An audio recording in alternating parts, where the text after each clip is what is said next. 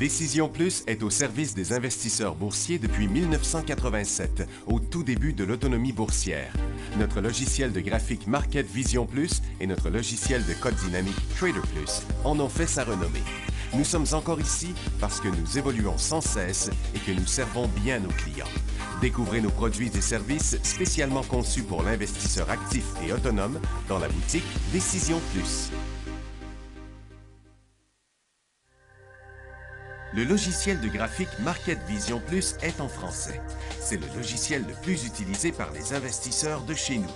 C'est lui que vous voyez dans le feu de l'action. Trouvez, classez et analysez plus facilement avec cet outil sans pareil pour suivre la bourse et prendre les meilleures décisions. Gardez vos titres à l'œil avec Market Vision Plus. Consultez la boutique Décision Plus pour en faire l'essai pendant 10 jours sans aucun frais, c'est garanti. Laissez-nous vous guider pour analyser la bourse et prendre vos décisions. Les analystes de Guru.tv feront tout le travail pour vous. De minute en minute, nous classons les titres selon leur situation technique. Nous révélons les signaux d'achat et de vente. Nous publions des recherches poussées et nous prodiguons des conseils en temps réel. Ça commence avant l'ouverture et ça se poursuit jusqu'à la fermeture des bourses. Profitez de chaque cycle boursier avec Guru.tv.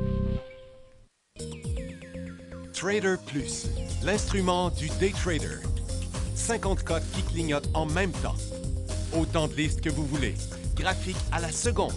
De 3 à 30 graphiques. Des alarmes à volonté. Des listes de codes préparées. Des modèles graphiques préparés. Prêts à faire feu. Achetez, vendez avec Trader Plus.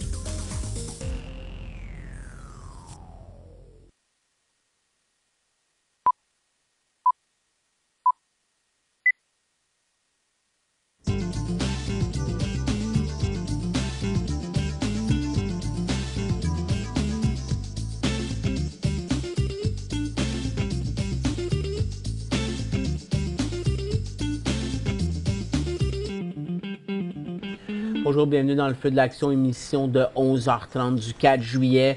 Journée vraiment tranquille sur les indices, sur l'indice, sur le TSX, puis aussi sur croissance. On est en baisse d'environ 60 points en ce moment. On a ouvert en hausse de 60, on a chuté pour tomber en baisse d'à peu près 70 points. Là. Ça redonne ça. On a ouvert en hausse. Réajustement par rapport à ce qui s'est passé aux États-Unis hier, surtout le secteur énergie, finance qui ont ouvert en hausse. Puis après ça, tout s'est dégonflé. Puis depuis ce temps-là, on est plutôt à zéro. Ben zéro, je parle qu'on s'est stabilisé. Là. On a eu un petit rebond, on a rechuté depuis 10h30. C'est vraiment stable. On va passer vite vite ce qui s'est passé. On va répondre aux questions qui restaient vendredi. Si vous avez des nouvelles questions aujourd'hui, on va y répondre. S'il ne se passe rien, bon, on va finir l'émission un petit peu plus tôt probablement. Donc si on vient voir nos secteurs, c'est vraiment énergie qui est ouvert en hausse. On s'est dégonflé, on pourrait être négatif d'ici la fin de la journée. Secteur financier aussi, lui, il est rendu négatif. Secteur minier est en baisse. Or, continue à chuter. L'or, là, hier, le GLD, donc l'or physique, perdait plus de 20 $. On est rendu à 1223. Donc ça, c'est la grosse chute qu'on a eue hier dans l'or. Moins 20 $. Le pétrole, lui, est en hausse d'à peu près 2 % hier. Donc, or chute. Finance, industrie, on a juste inversé, on est légèrement négatif. CDCS, on a inversé aussi, mais là, on tente des petits rebonds. Techno, on reste faible. Hier, le seul marché qui était négatif, c'est la technologie. Je vais vous montrer ça dans un instant. Services aux collectivités, on semble vouloir chuter. Et santé, on est stable dans le bas. Donc, hier, Nasdaq est à risque. Là. En toute honnêteté, est à risque que ça continue à la baisse. On est directement sur notre couloir du début des élections. Parce qu'on a parlé de ce couloir-là vendredi aussi. Donc, c'est sûr que si ça continue demain, qu'on vient fermer là, vers le bas donc 6090, ça va être négatif sur Nasdaq. C'est vraiment les gros titres qui chutent. Apple, beaucoup moins hier, là, mais Facebook, plus qu'1%. Google continue, ça fait 1, 2, 3, 4, 5 baisses dans les 6 derniers jours. Amazon continue, on revient vers les bas qu'on avait eu quand ça avait chuté la première fois. Microsoft, même chose. Netflix est en bonne baisse hier. Tesla aussi est en bonne baisse. Tesla, il y a eu 2 nouvelles durant le week-end. Dimanche, on a annoncé qu'à partir de vendredi, il allait commencer à livrer des modèles 3. Ils ont aussi annoncé des La production pour le premier trimestre, c'était désastreux. Je pense qu'ils ont juste livré 20 000 voitures. Il y a eu des problèmes. On va faire la nouvelle demain si ça continue. Mais c'est ce que j'ai vu. C'est pour ça que le titre hier de Tesla, là, ouvert en hausse à peu près 2,5% en hausse de 9 presque 9-10 3%, pour finir en baisse d'environ 9-10 aussi. C'est un des titres qui a le plus été volatile.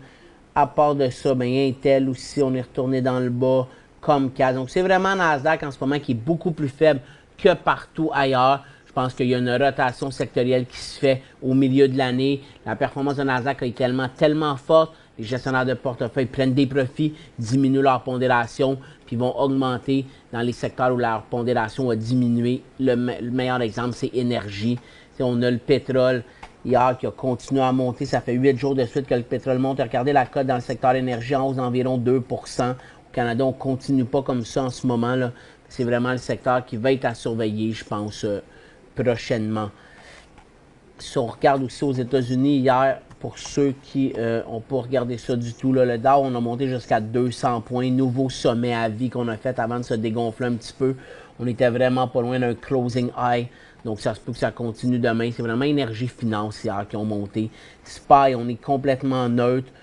TSX, aujourd'hui en baisse de 76 points. Regardez la cote. On tendait un petit rebond, puis on vient de rechuter. Pour moi, là, même si on décroche aujourd'hui, il faut attendre de voir à demain si c'est sérieux ou pas, si on ne va pas rebondir. Moi, je te conseille fortement de transiger aujourd'hui à n'importe qui, que ce soit du swing trading, du day trading. Les seules raisons qu'on pourrait transiger, là, c'est si on a des titres qui décrochent fortement ou des titres qui augmentent vraiment beaucoup puis qu'on voudrait prendre un profit ou fermer la position. Exemple, si vous avez des titres aurifères puis vous n'avez pas vendu vos positions la semaine dernière, regardez la cote sur l'or, c'est vraiment une grosse cote qu'on a eue. Le secteur a moins chuté, mais ça faisait plusieurs jours qu'il chutait. Aujourd'hui, l'or, il fallait au plus tard vendre ça jeudi dernier si on avait des positions haussières. Donc, pour moi, personne ne devrait avoir de position haussière aujourd'hui. Si jamais vous en avez puis ça décroche solidement, vous pourriez les fermer. Mais sinon, on ne devrait pas avoir de position, donc on ne devrait pas avoir à agir de ce côté-là. Dans nos secteurs, on n'a aucun secteur haussier. Dans les secteurs baissiers, mais techno continue, matériaux à cause de l'or, services aux collectivités parce que les taux obligataires continuent à monter. Conso de base baisse, or aussi, télécom. Dans les secteurs neutres, là, CD va être à surveiller demain, finance va être à surveiller demain. Mine, pour le moment, ça ne semble pas avoir beaucoup de risques. Énergie va être à surveiller demain. Si vous avez acheté une position dans l'énergie, dans ce coin-là, j'attendais vraiment demain pour voir. Même si elle décroche aujourd'hui, je donnerais une chance de plus. Industrie à surveiller demain. Donc, tous les secteurs au Canada vont être à surveiller demain. Mais je pense qu'aujourd'hui, peut-être que santé pourrait passer baissier. C'est peut-être un des seuls. Dans le secteur santé, il y avait Tera Technologies en légère correction. Knight à son support ce matin qui a rebondi un petit peu. C'est surtout Valiant qui est à son support en baisse de 3%. On va continuer. Là, on n'ira pas à la petite pause. Donc, dans les nouvelles qu'on avait, dollar américain fort rebond après une semaine désastreuse. On rebondit. Il va falloir voir si on continue ce rebond-là. Pour le moment, toutes les autres monnaies étaient en baisse. Au Japon, on ne bougeait pas. C'est vraiment en Chine, moins 1,5%. On sait qu'hier, il y a eu un nouveau test de missiles balistiques de la Corée du Nord. Le ministre japonais a condamné l'attaque puis a appelé les dirigeants chinois et russes à en faire davantage pour, je dirais, diminuer, ralentir, anéantir le programme nucléaire de la Corée du Nord. Moi, je pense que la Chine perd de 1,5% en raison des possibles sanctions ou pressions qu'il pourrait avoir davantage des États-Unis. On sait que Trump, là, je pense qu'il est à... Je pense qu'il est tanné. Je pense qu'il est tanné qu'il y ait des missiles qui se promènent dans les airs de la Corée du Nord. Puis je pense qu'il pourrait décider d'une intervention.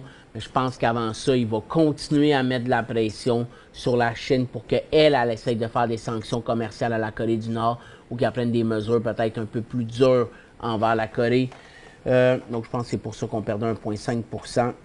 Il y a le président chinois Xi Jinping qui rencontrait le président russe aujourd'hui. On sait que c'est le G20 plus tard cette semaine à Berlin. On a aussi là, le Trump qui va rencontrer Poutine plus tard cette semaine, qui a rencontré Mme Merkel hier, qui est supposé de faire un discours en Pologne, peut-être aujourd'hui, peut-être demain, je ne suis pas sûr. C'est juste qu'il n'est pas aux États-Unis aujourd'hui. Puis en Europe, il se passe vraiment rien. Là, on parle un petit peu plus de points en ce moment. Là, on est rendu à 0,25% à 7357. Donc, on revient à peu près ici, mais on laisse dans la formation neutre. Donc, c'est les titres financiers là, qui montaient hier. Regardez la grosse cote qu'on a eue hier, là, puis qui aujourd'hui aussi ont fait rebondir le marché après son ouverture. Finance, assurance et banque, c'est ce qui monte le plus. Donc, on vient faire pas mal le tour là, de ce qu'on avait. On n'a pas de nouvelles canadiennes. Dans ce qui est sorti un petit peu plus tard, là, le plus bel élan aujourd'hui, c'est Aptos Bioscience. C'est sûr que j'aimerais mieux là, dire à quelqu'un de l'acheter en haut des 1,80$, 1,82$.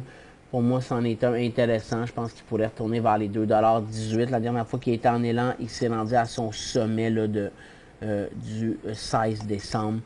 Puis à part ça, on a New Look qui achète Iris. C'est un titre qui transige vraiment pas. Là, regardez, c'est un gros volume aujourd'hui. Puis c'est pas en haut de 10 000. C'est peut-être l'autre nouvelle que j'ai vu passer. On va répondre à vos questions.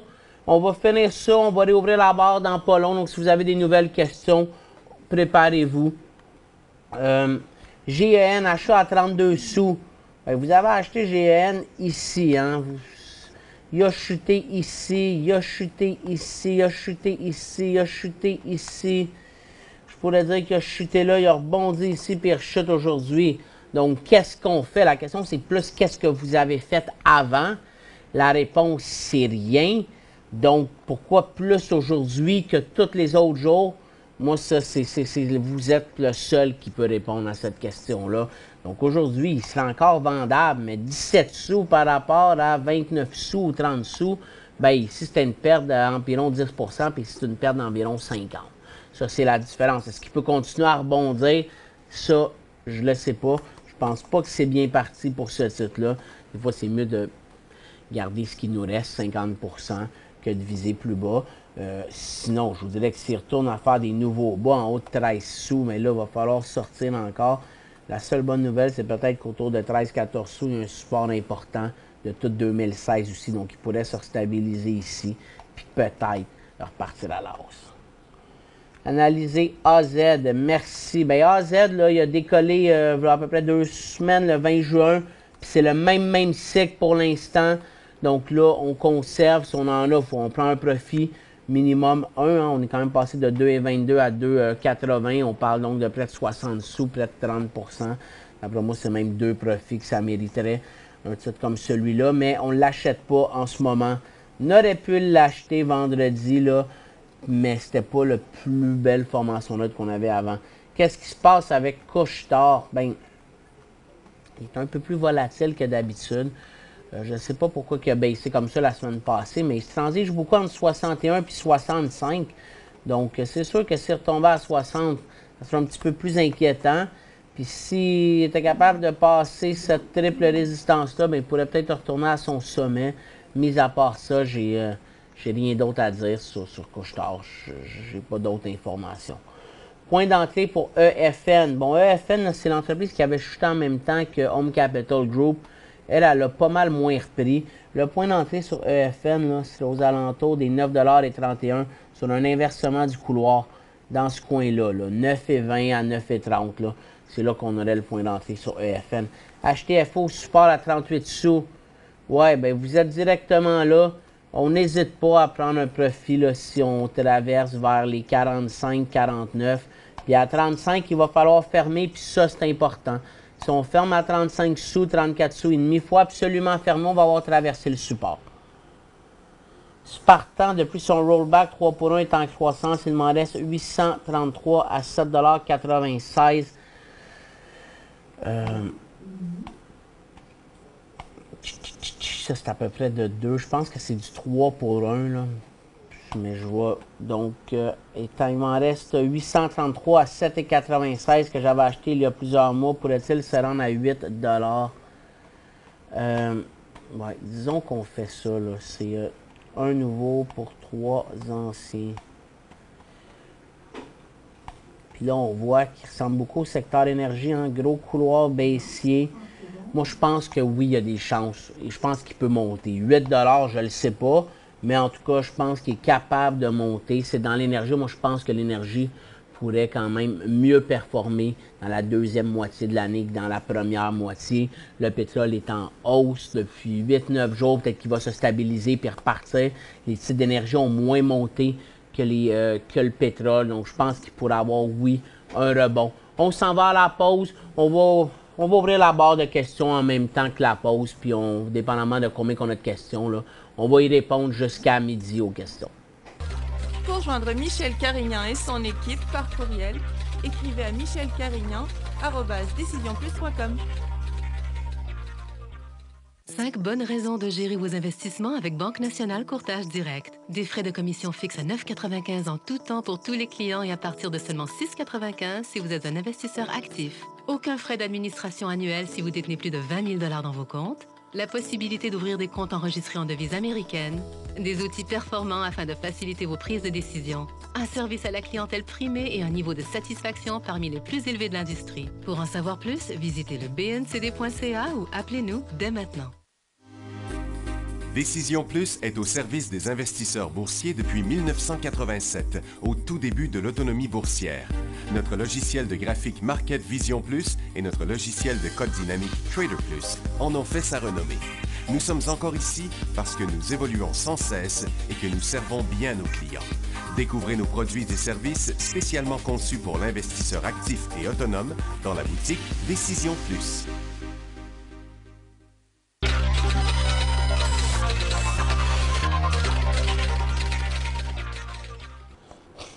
On est rendu à la question IAG, un achat à quel prix? Industriel Alliance, mais regardez, pour le moment, là, je pense que vous avez manqué votre chance. C'était ici ou c'était dans ce coin-là. Là, on arrive à sa méga résistance de 58. Il resterait à peu près 1,80 $. Est-ce qu'on l'achèterait maintenant dans tout ce cycle-là? Je pense pas. Donc, je vous dirais qu'en ce moment, il n'y a pas vraiment de point d'entrée sur Industriel Alliance.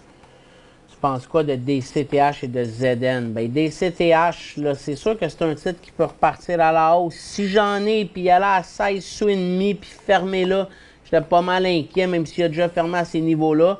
Mais moi, je vois quand même là, un couloir baissier de ce côté-là. Donc, intéressant en intra-séance. Moi, c'est comme ça que je le verrais tout le temps quand je veux le transiger. Puis si jamais je l'achèterais en intra-séance puis qu'il passait de 21 à 30, bien là, je prendrais un profit puis j'en garderais. Puis j'hésiterais vraiment pas si j'en avais encore là, à sortir s'il fermait sous les 18 sous. ZN, bien lui, il est beau, il est dans l'énergie. Hein. Moi, je pense qu'il est dans un secteur prometteur. Il y a eu quelques points. Le prochain, c'est vers les 3,75 $. HOU, est-ce le temps d'acheter ou pas? Moi, je dirais non. Hein. Ça fait quand même 7-8 jours que ça monte. On arrive au couloir. Est-ce qu'il peut encore avoir une autre journée de hausse? Oui. Je pense qu'on a des chances d'une certaine stabilisation. Là, on est à 47, on est passé de 42, on a pris 10 % depuis le creux. Je pense qu'il peut y avoir une stabilisation. Titre canadien le plus prometteur pour le solaire, là, ça, il n'y en a pas beaucoup des titres canadiens dans le solaire. Donc, je vous dirais que c'est Energex Renewable Energy ou 5N+, peut-être. VNP, c'est dans le solaire aussi, 5N+. Ça, je pense que c'est dans les équipements électriques.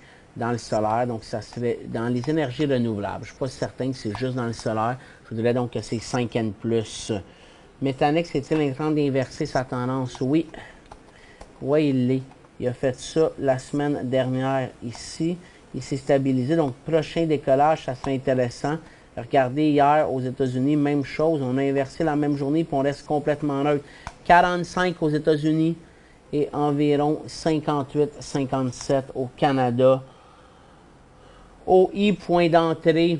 Mais le point d'entrée sur OI, c'était ici, Owens, Illinois. Hier, il est dans le même cycle. Il faudrait qu'il se stabilise, là, puis qu'on... Je pense que là, ce qui est important avant d'acheter, c'est de surveiller le marché aussi. Donc, si on regarde les secteurs américains, là, mais au moins, matériaux, ils traversaient hier. Donc, ça, c'est intéressant, même s'il reste encore des points, mais c'est quand même un décollage. Il faut surveiller Nasdaq, le Dow, puis le SPY. Si ça part par en bas, je vous dirais non pour OI.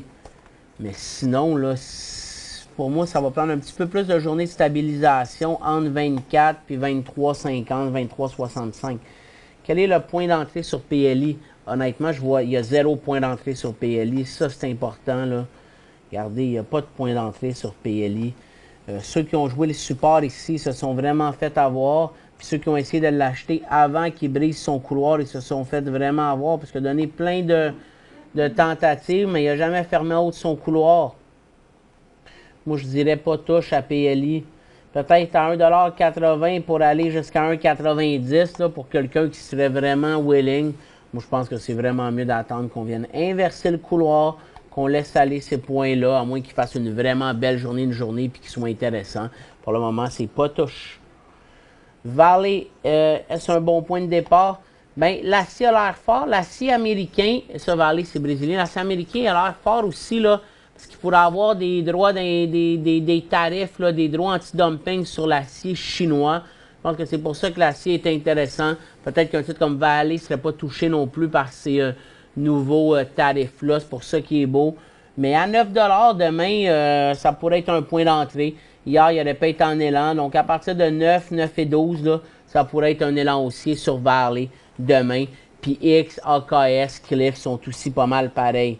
Acheter MFC, oui ou non? Ben, c'est un petit peu comme Industriel Alliance. Lui, moi, ça ferait 25 $ mon point sur Manulife. Puis à 25, là, on n'aurait pas passé ici, là, mais on serait vraiment pas loin. Donc 25, 25, 50, là, 25, 40, ça serait mes prix pour acheter Manulife. On sait que la semaine prochaine, le mercredi prochain, le 12 juillet, la Banque du Canada va se rencontrer. Le marché, là, évalue qu'il y a beaucoup plus de chances là, depuis à peu près une dizaine de jours qu'il y ait une hausse de taux au Canada en juillet que zéro hausse. On sait que la Banque du Canada, elle avait pris un peu le marché par surprise en baissant les taux quand le pétrole chutait.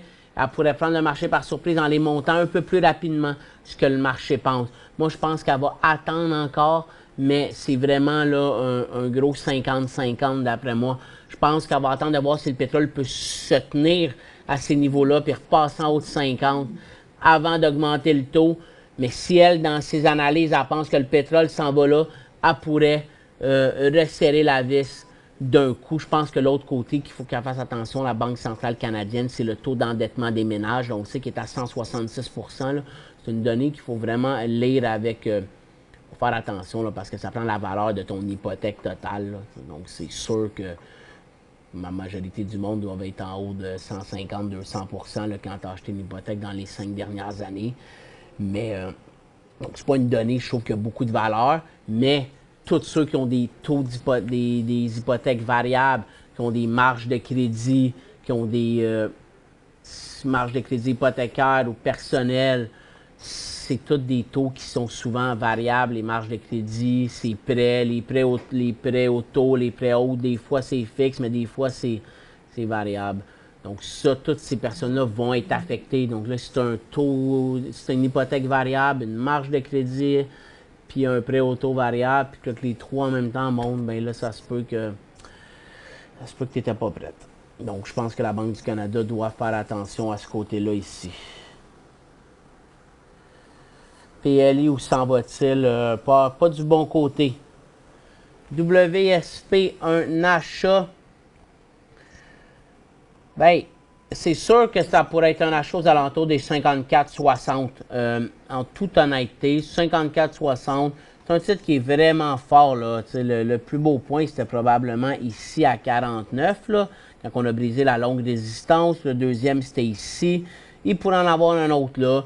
Industrie, les titres, ça c'est dans les firmes d'ingénierie, là, sont assez solides. Existe-t-il un vecteur pour suivre le solaire? Bien, c'est TAN. Claymore Solaire, c'est lui. Puis, on va aller à la pause, puis je vais revenir là-dessus.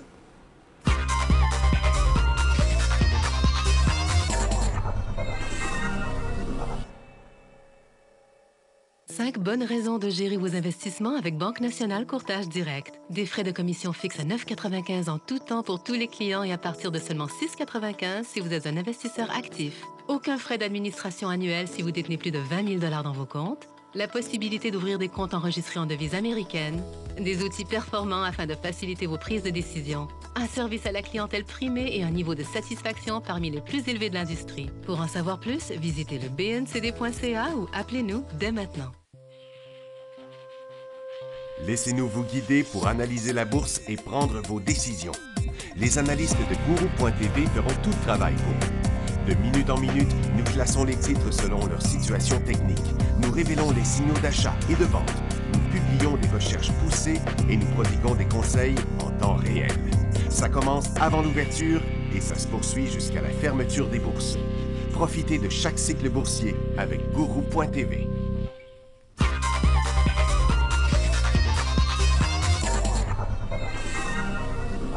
On était rendu à existe-t-il un vecteur pour suivre le solaire? Donc, le vecteur, c'est TAN. Puis d'ailleurs, j'en ai parlé du solaire la semaine dernière. Puis je pense que c'est vraiment un secteur qui va être à surveiller à partir de demain, là. Plusieurs titres dans la même formation que le vecteur du solaire qui a eu tout un rebond. Il y a encore beaucoup de place parce qu'il y avait beaucoup chuté. Habituellement, le solaire et ses énergies renouvelables sont plus performantes quand le pétrole est élevé parce que c'est là qu'on veut changer nos comportements ou qu'on essaye de sauver à certaines places. Mais, tu sais, des fois, ces titres-là anticipent aussi. Hein? Donc, First Solar, là, le prochain mouvement, il va être beau. Là.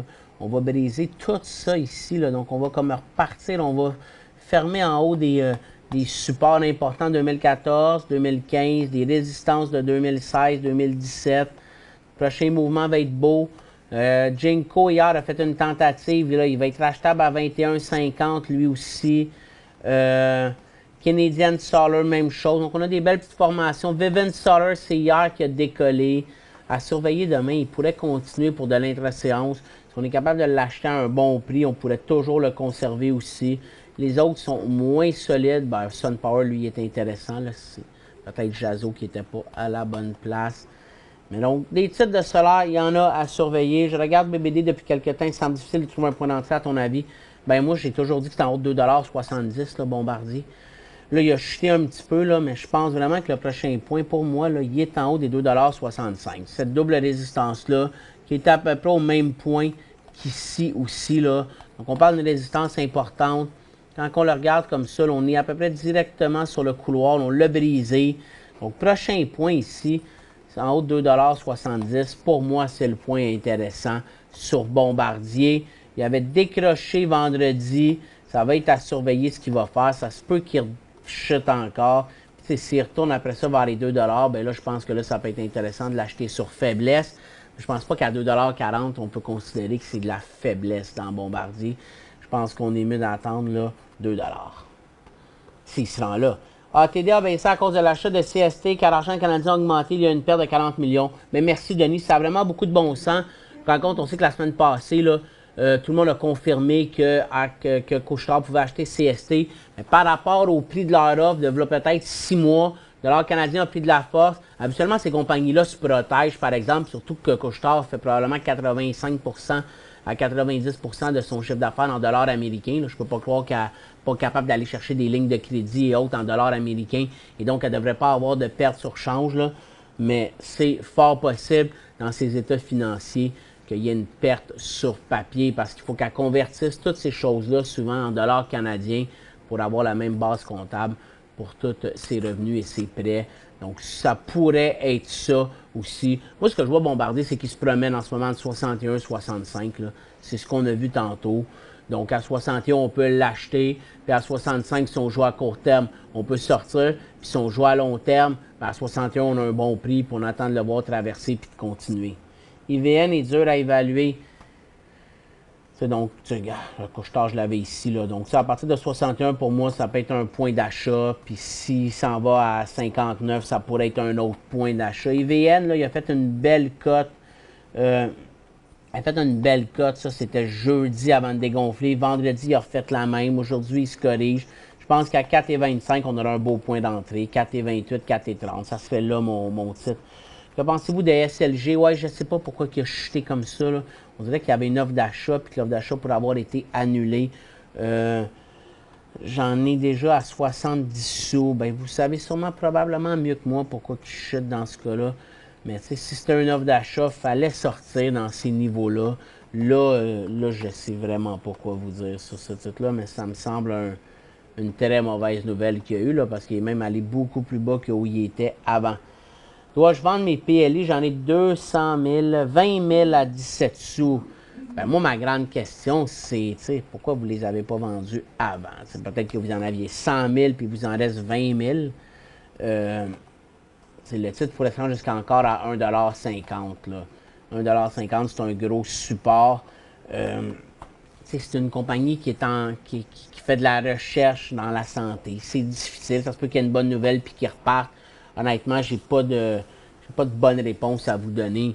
Si vous en avez à 17 sous, vous avez probablement acheté ça sur son IPO, sur son PAP, ou dans ces niveaux-là. Là. Ça fait vraiment longtemps. Donc, vous avez un excellent prix. La grande question, c'est que vous n'avez jamais vendu. Donc, peut-être que là, c'est là votre erreur. En bas de 1,50 $, je flusherai tout. Si vous êtes nerveux, parce que vous faites encore quand même 10 fois votre somme. Donc, vous faites sur votre 20 000 vous en avez 20 000 à 17 sous, il vaut 1,70 $. Donc, c'est énorme. Vous pourriez en vendre une partie, c'est certain. Puis en bas de 1,50 $, moi, je vendrais tout. On va finir pas mal toutes les réponses. CIA, ben, il pousse aujourd'hui en l'action. On l'a vu qu'il était fort. Moi, je n'achèterais pas ce titre-là aujourd'hui. Puis c'est pas parce que c'est CIA, j'achèterais pas de position aujourd'hui. Ça, c'est comment que moi je vois ça. Mais CIA, là, c'est un élan aujourd'hui. J'aimerais mieux qu'il soit en haut d'1,10 $. Faudrait qu'il repasse pour qu'on le mette en élan aujourd'hui. GEI, un achat. Moi, j'achèterais vraiment pas d'énergie aujourd'hui. Il y a des plus beaux titres que ça dans le secteur énergie qui pourraient décoller. Là. Encana, Payson, Parex, je l'aime mieux. Au moins, il est à son deuxième mouvement. Precision Drilling, formation a été plus longue. Au moins, il a tout passé. Torque Oil and Gas, Raging River, il y a un support plus important. Il est un peu plus solide. Donc, moi, ces titres-là, je les aime mieux que GEI, qui est encore dans son couloir. Là. Je suis étonné d'avoir à jouer monter, même si les US, ouais, ça, c'est... Je n'ai même pas remarqué, là. Excusez-moi, là. Il monte de 33 sous, 2,44. On va aller voir TVIX. On va aller voir ce que TVIX a fait. Hein. Regarde, TVIX a fini positif hier avec un rebond de fin de journée. Je pense que c'est juste pour ça qu'HVU, il suit un peu ce que TVIX a fait. Touchez pas à HVU aujourd'hui, là, s'il vous plaît. Puis, il me reste 2 questions, donc je vais leur répondre. Là. On va dépasser l'heure de l'émission. GNF, un achat? Non. Il n'y a rien à faire avec ça. Jamais d'achat. SIS, acheté 300 à 11,63. Vous les avez achetés dans ce coin-là. Disons qu'on va dire ici. Vendu 100 à 15,59. 15,59. Vous en avez vendu 100. Ah, ben à peu près au prix qui est. Ben, regardez. Moi, j'attendrais de voir, mais sur un autre, s'il fermait vers les 15,30, là, pour en vendre un autre 100. Puis après ça, s'il repassait sous les 14, je pourrais revendre mon dernier 100. Puis s'il rebondissait à 17, là, au lieu de décrocher, ben, peut-être que vous pourriez en revendre un autre 100. Ça serait peut-être ça, mes stratégies à adopter sur ce titre-là. Je surveillerais surtout là, s'il va vers les 15 et 25, 15. Si vous voulez toutes les vendre à ce niveau-là, vous pourriez. Il va quand même avoir brisé son couloir. Il va avoir inversé sa tendance haussière de février. Sur ce, on se voit demain 11h30 dans le feu de l'action. Je vous souhaite une excellente fin de journée. Donc, je vais réitérer mes commentaires. Je vous conseille de ne pas transiger aujourd'hui, d'attendre de voir ce qui va se passer. Est-ce que le pétrole va continuer à la hausse? Est-ce que l'or va continuer à chuter? Ça, c'est important au Canada. Qu'est-ce que les titres d'énergie vont faire aux États-Unis? Le Canada va suivre là-dessus. Puis les titres financiers aussi, américains. C'est ça qui est à suivre. Fin de la semaine, on a les rapports d'emploi aux États-Unis et au Canada. C'est ce qui va être le plus important cette semaine avec le G20. Je pense que c'est à partir de vendredi, mais ça, là-dessus, c'est rare que ça a des impacts au niveau boursier.